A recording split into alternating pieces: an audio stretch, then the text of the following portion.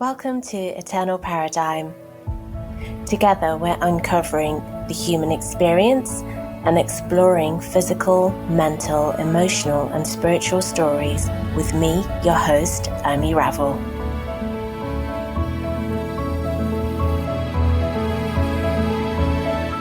Hello, welcome to this episode of Eternal Paradigm. I hope you're enjoying your journey to find you. Before I head off into what's happening in this episode, I just wanted to give you a quick heads up, really, to let you know that the Eternal Paradigm Facebook page is all there, and that in the next couple of weeks, the Eternal Paradigm Facebook group will be alive and kicking. And so definitely connect with me on Facebook, type in Eternal Paradigm, find us, connect with me, connect with us, get on the page, and maybe even join the group. So let me tell you also what's happening in March. Over March, we have got some Eternal Paradigm events, outside events, I should say, with guests who are going to be joining me on Clubhouse, which is the new app. And while we're in Clubhouse, we're going to be talking about things potentially that haven't been included in the podcast. So definitely follow on Clubhouse, join us in the rooms. More details will be made available on Instagram and on the Facebook page. So definitely do that. And I look forward to seeing you somewhere there, and hearing from you would be even better. So let me head into the episode for this week. I am joined by the lovely Liesl Watt. I've been going to Liesl's classes now on and off for quite some time. And at the beginning of the year, we had a conversation with Rena, the yoga teacher. And that in itself was amazing because, like I said, the yoga movements is something that I haven't really explored very much. Yogic breathing, yes. Moving on to Pilates. So I was for a very long time a long distance runner. In my spare time. It wasn't like I was competing or anything. That would just be too far-fetched. But I really enjoyed long distance running from a very young age. And Pilates was actually one of the things that helped me when it came to my form and function and my core stability. I really sometimes feel that conditioning work and conditioning exercise is totally overlooked. And, I don't think it gets the value it deserves. And I can honestly tell you that even after having quite significant bone impact and injury from car accidents, and Pilates was my go-to to get me through that. And what you're going to hear from Liesl is her own story of not only how she came to discover Pilates, but how it's helped her with scoliosis. And again, I'll leave it up to her to share that. So if you're getting to a stage right now where you're wondering what to do, you're still working from home,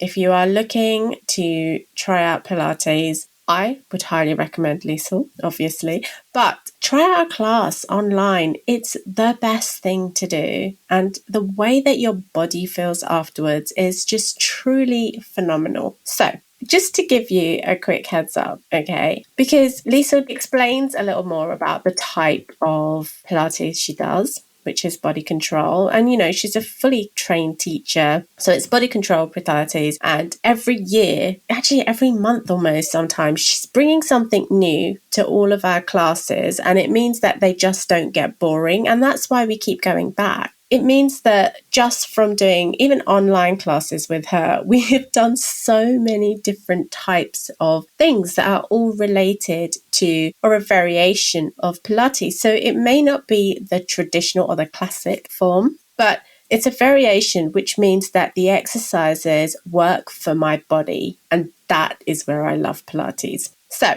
just in terms of pronunciations of Pilates, I say Pilates. Liesl says Pilates. But, tomato, it's the same thing. And she is, in my world, my Pilates legend. So I'm going to leave you with Liesl. My name is Liesl Watt. I'm a Pilates teacher and I own Protea Pilates, which is my own little Pilates business. I teach group matwork classes and private studio sessions. I live in Greater London and I'm originally from a little town called Benoni, which is near Johannesburg in South Africa. And as a little nod to my heritage, I named my business after South Africa's national flower. Thank you. So tell us, what brings you to the UK? Well, I guess for a lot of South Africans, when we finish school or university, there's a kind of, I suppose, rite of passage where a lot of people would come over to the UK or elsewhere and travel the world and experience different cultures and lifestyles and things. And for me, that was kind of a given that I would do that. Back in the day that I came over, which was 2000, you could get a 2-year working holiday visa. And the idea was that you'd do a little bit of work, you'd do a little bit of travel, and then for most people, you would go home.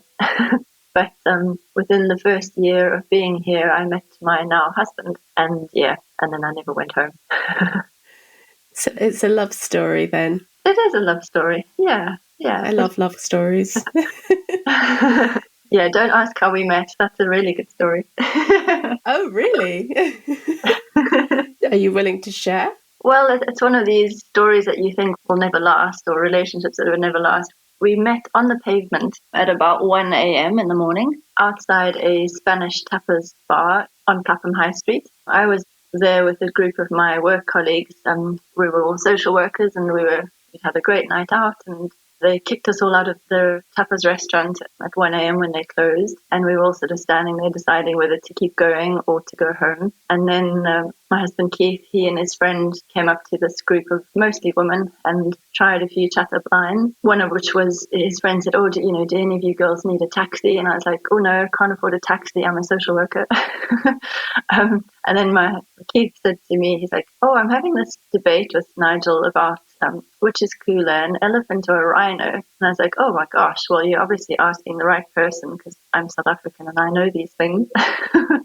And he said, well, what do you think? So for me, for sure, always an elephant. They're just the most incredibly empathic, beautiful creatures. And one of the reasons I love them is because they're the only other mammal, apart from humans, who cry. As I said this, I'm like, oh my gosh, that's like definitely not a good response. Anyway, so he said, oh no, rhinos are definitely cooler. They're, much more prehistoric looking, much more like dinosaurs. And we had this whole long debate. And then, he basically said, can I get your number? And I said, yeah, sure. And I knew he wouldn't know how to spell my name. So I grabbed his phone and put in my number.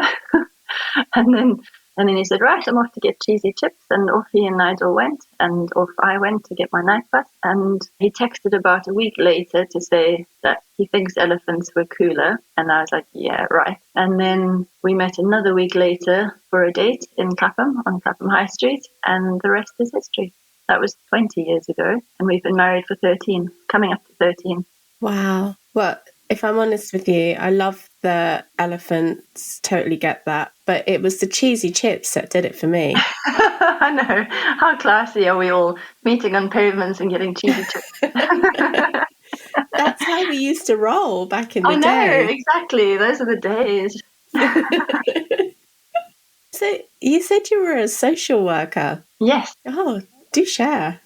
Yes. I studied psychology in South Africa up to honours level. I don't know what the equivalent would be here. And my plan was to hopefully eventually become a clinical psychologist, but it didn't quite work out. And I ended up, when I first came out to the UK, I was working as an unqualified social worker reviewing officer. So I worked for social services initially, and I worked in the community disability team. And within that team, I then specialised into HIV for a bit and worked with people with HIV.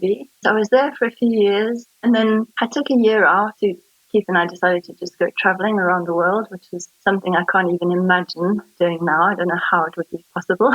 But we took a year out, came back, and I had a few issues with getting my old job back because I wasn't qualified as a social worker, which was bizarre because I'd been working as an unqualified one so long and I was supervising people, and anyhow, it's a long story. But I ended up going off to Goldsmiths University to study to become a social worker. I did my master's there. And then I worked for council for several years, again, working with adults with learning disabilities. And then I when I got back from traveling and I kind of had this dilemma about getting my job back, what have you, I thought, well, what else could I do? And I thought, well, actually, I love Pilates and maybe that's something I should consider doing. So I did my training at that stage in 2010. And then when I qualified and started building up a client base and building up my classes, I was like, actually, this is really rewarding and my job is not so rewarding anymore. And also because I was starting to do more back office work, well, because I had my classes and my clients in that respect, I couldn't really keep up the two jobs hand in hand as I was trying to do, because you couldn't sort of say to your social work client, oh, I'm sorry, I've got to leave you now in a crisis and go and teach my Pilates classes.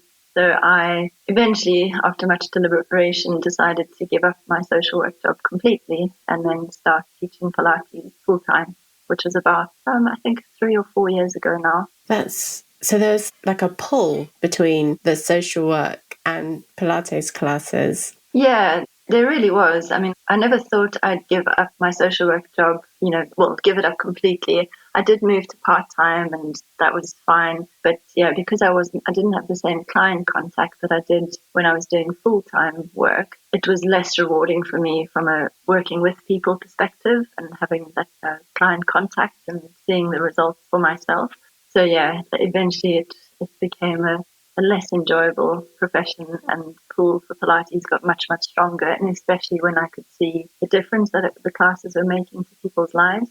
Yeah, it was a no-brainer at some point. I was like, actually, you know what, this is where I want to be. And then I moved across. You said that you always loved Pilates. How were you first introduced to Pilates? What was that transaction or story? When I first came over to London and I was working, there was a leisure centre across the road from the office. And I used to go there a couple of times a week. And then I noticed these Pilates classes and I'd read that Pilates is very good for back pain. And that's something that I've suffered with since I was 14. I have scoliosis, which is curvature of the spine. And over the years, the curvature got worse and worse. Some people it can stay pretty static, and for others it can deteriorate. When the thoracic, so the upper spine curvature, gets to 50 degrees or more in terms of rotation, inevitably it's only going to get worse, and that's when they consider operating. So I did Pilates for probably about 4 years in London before I then unfortunately got to the point where my curvature was only getting worse and the pain was only getting worse, and I had to have surgery. So I underwent surgery up at the Royal National Orthopaedic Hospital in Stanmore, North London. That was in 2004. And basically they take out the discs between the vertebra of the section of your spine that's rotated, and then they fuse those vertebrae together and put metal rods on either side of your spine. So I've got these titanium rods from sort of the top of my thoracic spine down to the very first of my lumbar vertebra. And it was definitely through Pilates that I learned to find ways of relieving pain, managing pain. And it certainly helped because I'd been practicing it before the surgery. My recovery was pretty good, considering the extent of the surgery. These days, the scoliosis surgery is much more advanced, and you have much more movement left in your body because they fuse between each of the vertebrae, individual little rods, so you can maintain all of the flexibility of your spine that we should have. And so those of us who had surgery in my day and before, you have these long rods. Some people, I was quite lucky to have just the fusion from T4 to L1. Some people have the fusion right from the top of their spine to the bottom, and then you've got very, very limited flexibility in your spine. But having said that, even with what I have, a lot of the teachers that I've worked with have been quite surprised at how mobile my spine is despite having the fusion. And I definitely put it down to Pilates. I've been coming to your classes on and off now for about 3 or 4 years, and I had absolutely no idea. That's amazing. Most people don't. Yeah. So if you can explain a little bit more about what Pilates is, because a lot of people I know find Pilates incredibly difficult. But if you could explain the definition or what it really, really is, because there's a lot of science behind Pilates. There is, yeah. And in fact, so Joseph Pilates, he created this exercise regime. He's a German gentleman born in 1880. He was actually very frail as a child, and he turned to physical fitness programs to improve his body image and his comfort. And he looked at loads of different exercises, for example, boxing, gymnastics, martial arts, diving, and he brought together different elements from each of those sports to create an exercise regime that he called contrology, the art and the science of control. So yeah, interesting you mentioned the word science behind it. And his idea was to build strength in the body without necessarily adding big, bulky muscles, and then balancing that strength with flexibility. So I guess most people come across Pilates because they're told that it's really good for strengthening their deep postural muscles, giving a nice core strength to support their back. And it absolutely does that. It builds the strength from the inside out and tries to rebalance the body, because a lot of us have imbalances through our lifestyles, through our own genetics, through just the way you might carry something on a regular basis. So Pilates just helps to bring the body back into better alignment as much as it can. So with regular practice, you end up having a body that's potentially longer, potentially leaner, definitely more toned. But it also helps with relieving tension and stress.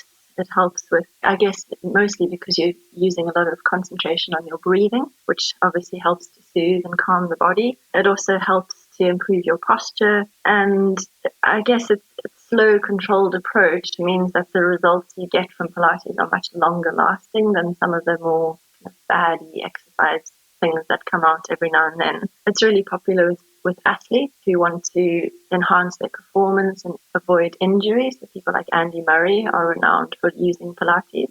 The rich and famous use it. People like Pierce Brosnan, I know he's got a Cadillac and a Reformer at home that he practices on. But mostly, as I said earlier, people are referred to Pilates through their GPs or orthopedic surgeons or medical specialists who know how good it is for people with back problems, which is essentially how I first came across it. But yeah, there is classical Pilates, which Joseph Pilates would have originally taught.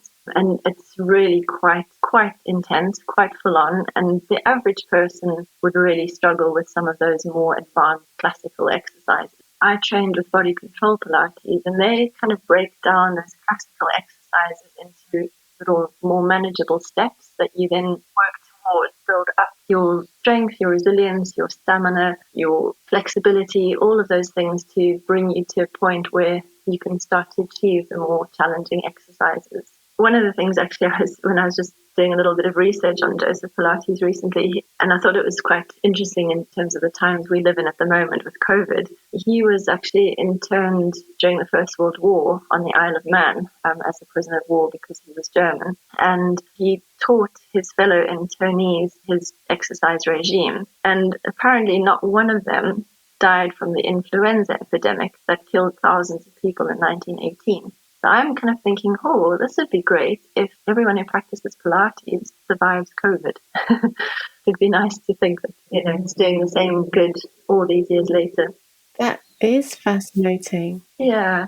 But yeah, as I say, I guess it depends on the teacher that you have. And Pilates is all about the teacher and what attracts you to doing the movements. Some people will be very much classical. They don't step away from that. That's what they believe to be true Pilates. But other people just want to get everybody moving.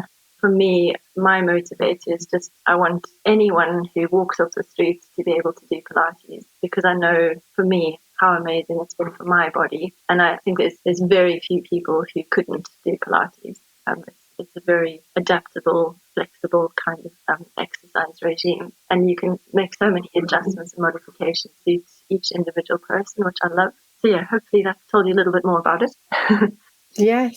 Yeah, no, that absolutely does. In terms of different types of Pilates that you've mentioned, how many, because with yoga, there are so many different types of yoga, right? Yes, that's true. Yeah. And so you mentioned classic Pilates, and obviously you do body control. Are there different variations of Pilates? And so for a beginner, for me especially, I've always gone to a body control instructor, practitioner, or Pilates teacher. So what's your kind of take and advice on that?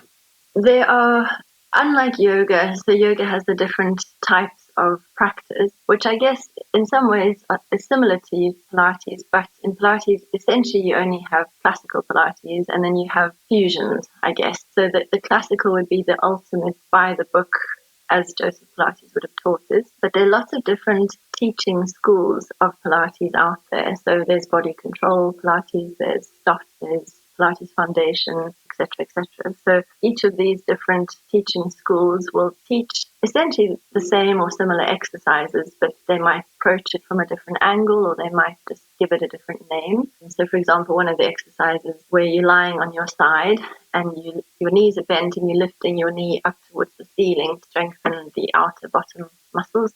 That exercise from body control is called oyster, and then other people might call it the clam. So similar, same exercise, different name, but essentially you're doing the same, you're targeting the same muscle groups. I guess for a beginner who's coming to Pilates, you'd want to be looking out for a teacher who is going to be able to teach you or start you off at a beginner level to get you to a point where you can then progress to more challenging exercises, if that's what you want. Some people are more than happy just working at a beginner level. Some people want to do the more strenuous stuff where you are inverting yourself with your legs over the head and reaching back with your feet to the floor whilst lying on your back, things like the jackknife and rollover and all of those things. But for a lot of people, having that flexibility in their spines is a challenge to get there, plus having the core strength to get there. So yeah, I guess it depends what you're wanting to get out of the exercise. If you have, for example, herniated discs or slip discs, things like that, you need to be very careful with what exercises you do, because some exercises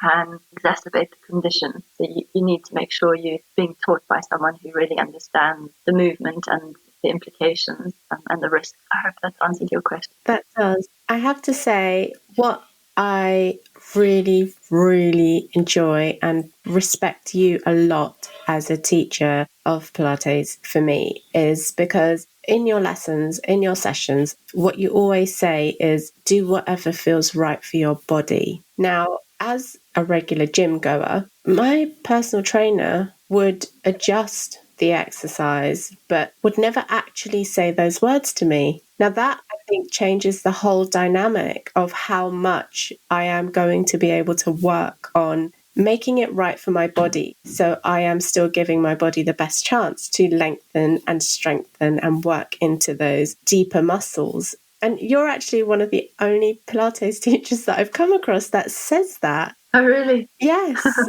And I've been around and I've done a fair few classes, which is hard to believe at the moment. And so I'm quite intrigued. Is that something that you've learned along the process, or is that because you're very aware, and Pilates itself, especially body control, is very aware of the fact that people's bodies are different shapes, different sizes. Like my arms are quite long for a short person. Yeah, exactly. We are all so unique and so different in our structures and the way our muscles develop, the way our tissues run across our bodies. Yeah, we are so different. And I think for me, because I've suffered with back pain for most of my life, I guess I have that empathy with people who also have pain. And I know what it feels like to have really bad days and just don't want to do anything and curl up in bed. But I think also the training that I've done and some of the teachers that I've worked with have very much emphasized that your body is the best teacher. And if you listen to it, especially if it gives you warning signs like sharp shooting pains, things like that, if you get those, then you respect that and you step away from it and you don't push through it. I suppose it's a different approach to, say, for example, physiotherapy, where you might be having treatment for some particular injury and they often work through pain to get you to the other side. But for me, I feel much more comfortable with people working comfortably within their bodies and just listening to their bodies and letting their bodies tell them, could I go a little further? Maybe I'll try today. Today is not the day, I'm just not with it. I don't want to do it. Yeah. So I think having respect for your body and listening to it is probably, well, for me anyway, one of the best things you can do. Absolutely. And being able to change the dialogue with your body when you're actually doing different types of movement is so critical to. Yeah. So, yeah, I fully get that. The other thing you said is that one of the most rewarding things is seeing the results, not just for yourself, but also for people like me, the people you're working with who are coming to your classes. So what have been those results that's kind of really made you feel like this is brilliant, this is excellent? Gosh, I mean, there have been so many great things over the years. Because I've been teaching now for coming up to my 10th anniversary. And I've had people who, for example, slipped discs in the past and haven't had a great quality of life. They've been very nervous about moving. And got one gentleman who comes to me for private sessions. He slipped a disc years ago. He had a spinal fusion through that section. And that was probably 30, 40 years ago he had that. And he has been so afraid of movement because of what happened and because it resulted in surgery. And he just hasn't wanted to move his lower back at all. And his wife referred him to me, and he came for his private session. And we started off on the mat and just kind of got some really gentle movements starting to go through his lower back. And we also kept his back still at times so he didn't kind of feel too scared of things. And now I've got him, well, before COVID and lockdown, working on the reformer, which is a studio equipment that I have at home. It's basically where you move, you work with resistance. You have a spring-loaded system where you work either your arms or your legs or both, and you're moving on the studio equipment. And he's got so much more confidence in his movements, so much more movement in his body. His ability to flex his spine has returned. And, he said he can now go out into the garden and do DIY stuff without the fear of doing any damage to his body. He feels so much stronger in himself. So that's one example of quite a big change that someone has been through physically and mentally. And then other things like people who look after their grandchildren who haven't been able to pick them up because they're worried about doing some damage to their lower backs from previous injuries and things. Now they can do that. People who wanted to run the London Marathon, and that was a goal that they had several years ago, but now suddenly they've been able to do it because they've built up that stamina.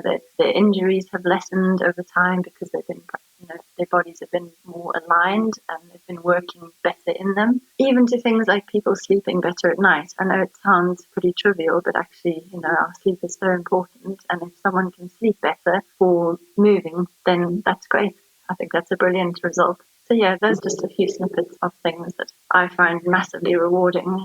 I think for me, Pilates is about healing the body and the mind. And I think that it's just wonderful. It's so motivating for me to see people improving in their quality of life or their pain, whatever it is that brought them to Pilates in the first place. That sounds absolutely amazing. And I fully understand what you mean, because for me, it's actually a lot of my physical healing has also been done through my Pilates, really. So Good. yeah, definitely. So where can people find out more about you? Because you have got YouTube videos. Yeah, I do. I started those actually during the first lockdown because I felt really bad that a handful of my regular clients who'd literally been coming to me for 8, 9, 10 years suddenly couldn't join my Zoom classes, and I felt really, really bad about that. And they had their own reasons, including not having the space, or they were homeschooling, or they just didn't have the equipment. And so yes, I started recording the classes that I was teaching each week to all of you. I started to record separately onto YouTube so that those people could still participate even though they weren't able to do it through Zoom. And it just meant that they could fit it in whenever they wanted to. They didn't have to commit to the same class time that they did before, which maybe was no longer practical because of lockdown. So yes, I've got about 60 videos on there now, just ranging from a nice low back pain exercise regime through to full-on, challenging control and coordination class, the nice hip release stuff. So yeah, there's a whole lot of stuff on there. I think you searched through my name, so Liesl Watt, into the search engine on YouTube, and it should bring up my Pro Pilates videos there. So I've got those, and then I have an Instagram page, which I'm not brilliant. Well, I try to update it at least once or twice a week, but I'm not prolific like some people. And I'm trying to put a variety of things on there, including beautiful photos of proteas, nothing to do with Pilates, but also, just stuff about me and things that we do in the class and things like that. I have a Facebook page as well, which is also at protea_Pilates. And I put similar stuff on there, some slightly different things on there. But yeah, it's just, I guess, ways of reaching out to people and keeping people informed of what's going on. I think the YouTube videos have probably been my greatest success. Even the people who come to my classes every week or a few times a week, they are saying that they're using them to supplement the classes. Or, one lady said she's doing one of the upper back release exercises literally every day when she finishes work or before she starts work, just to help release tension from sitting at a desk all day. So yeah, it's been really good actually to do that, and that's something I want to continue to do going forward. So just to add to the YouTube videos, yes, we've been using them too. Oh, good. They're absolutely fantastic. And actually, they're even more critical to do now that we are working from home. And often many of us are still working from makeshift home desks. Yeah, I know. I've been having this conversation with a lot of my clients lately, actually, about, pre-lockdown, we were commuting to and from the office. So you were getting, maybe a 15-minute walk to the station. You were standing on the tube or the train. You were walking to the office. So maybe within your day, you were not even realizing you were getting an hour of exercise just by commuting. Suddenly, you're not doing that. You're sitting, as you say, at home on probably the dining room table or a kitchen counter with very badly set up desks. Laptops are probably the worst thing we can use because for the most time we're putting them on our laps or we're putting them lower down, and ideally top of your screen should be the same level as your eyes when you're sitting upright and correctly. So yeah, a lot of my clients are getting increasingly problems with their necks, upper back, lower back from all the sitting. And people are also, because they're not commuting, they're probably logging into their work earlier than they would. So maybe starting at 8 or something, or maybe 9, but then not finishing till 7 or 8 at night. They're working probably longer hours, getting less exercise, and then finding that they're getting headaches, migraines, pain in the upper body, pain in the lower back, tight hip, really tight hamstrings because they're not stretching them out by walking and standing. So yeah, your desk setup is really, really important at home, just to try and, as I say, get the screen the same height as your eyes, your mouse. Try and have a separate mouse that you can use properly, and then have your elbow under your shoulder rather than reaching forwards across the desk. Making sure your hips are higher than your knees when you're sitting on something that encourages you to maintain good posture rather than leaning back into a chair and rolling through onto your tailbone. The tailbone should actually float. It shouldn't be resting and leaning onto anything if we have good posture. So yeah, there's lots of little ways you can improve your desk setup at home. But yeah, also the videos or any classes, online videos that you can do in a day or in a week are going to make a big difference just to your physical well-being, let alone your mental well-being. Absolutely. Thank you so much for all of those tips that are incredibly helpful. Good. And while you were saying them, I was trying to shift myself into better posture. Good. The other thing I've noticed is I run breathwork workshops, and working from home in makeshift desks and not doing the exercise has significantly impacted how we breathe and how we don't breathe. Mm-hmm. And that's where Pilates comes into play as well. That's right. Yeah, breathing is one of the key principles of Pilates, and the ability to breathe laterally, so breathing right down into the bottom of your lungs, the back of your lungs, the side of your lungs, rather than what we often do is this shallow breathing right in the top of the chest. By being able to breathe much deeper and wider, you're not only getting more oxygen into the body, which is always a good thing, but you're also just gently massaging the body through just literally that rhythm of breathing will massage the intercostal muscles around the rib cage. It'll work into the muscles down the sides of the body. Obviously the diaphragm, the tummy, all your internal organs are getting a little massage. So yeah, breathing is just the most important thing we can get right. Perfect. Just quickly, so the transition you mentioned from going from physical classes to online has resulted, obviously, in some clients not being able to take part. But what have you found to be the most challenging thing about running online Pilates classes? Because the classes are usually 12 people, and you're able to look at people and be almost like hands-on to help. Whereas, I'm doing these classes and sometimes I know that you can barely see what I'm doing. because I'm like doing so. You probably got like a horrible view of like the mess in my living room. Oh, gosh, yeah. How are you doing that? Yeah. How does that work? I cannot tell you how frustrating it is as a teacher, especially a hands-on teacher, to be teaching through Zoom. I see an awful lot of ceilings and carpets and not bodies. And sometimes people can't even have their videos on because their laptops are that old, or they want to save data on their phones, or, things like that. And, I want people to be there and turn up. I don't want to have any obstacles to their coming. So whilst I'd rather see their bodies, if I can't, it's not going to stop me teaching them. But yeah, it has been a challenge from that perspective, being able to see people clearly and to be able to give the corrections that I want to be able to give. And when you're looking at a little, so I'm using my laptop when I'm teaching, and I've got 12 little pictures of people that are probably maybe 3 by 3 centimeters big. So it's really hard to quickly take in what's going on. And then you often have distractions, like, you'll be teaching the class, and then you'll have within someone's video, they'll have the kids coming through, or the husband coming through, or the dog trying to hump them. That's always a good one. So you have all sorts of things that you're kind of distracted by, but you're trying to focus in on the body and what's happening, and obviously delivering the exercises. So yeah, that's for me been the biggest challenge, and I really miss that hands-on tactile cueing. Also, I miss because I have to turn the microphones off everyone's microphones off whilst teaching, so that the video kind of spotlights on me. I just miss being able to hear people laughing and to hear that banter, and them telling me off for torturing them, and just the huffing and puffing that goes on. It's really weird teaching to silence. So yeah, I really miss the classes out in the community. But having said that, I'm ever indebted to Zoom for being able to continue, for a start, getting Pilates out there to the people who need it, but also it means that I can still have an income, which for a lot of people, they haven't. So I'm so grateful that I have been able to do that. I miss seeing the people that haven't been able to join, and I miss people who came to my house to do private sessions on all the studio stuff. And I miss having that more intimate relationship with people, and so that's for sure.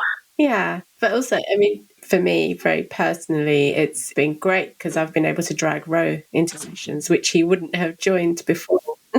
Yeah, absolutely. It's been lovely having people's husbands or mums join the classes. My parents have been joining from South Africa, which has been an absolute treat. Oh, lovely. Yeah, I've got my cousin's wife in Switzerland joining in, and her mom as well in Switzerland. Yeah, it's been amazing, like reaching these people who I never would have normally been able to teach, and people who maybe in the past moved out of the area and had to stop, but now they can come back, or people who've recently moved during lockdown who can continue to come to the classes. That's been really, really special to be able to continue to teach them. Thank you, Liesl. That was lovely. Pleasure. I hope you enjoyed that. Thank you for joining me for this episode of Eternal Paradigm. Join me next time.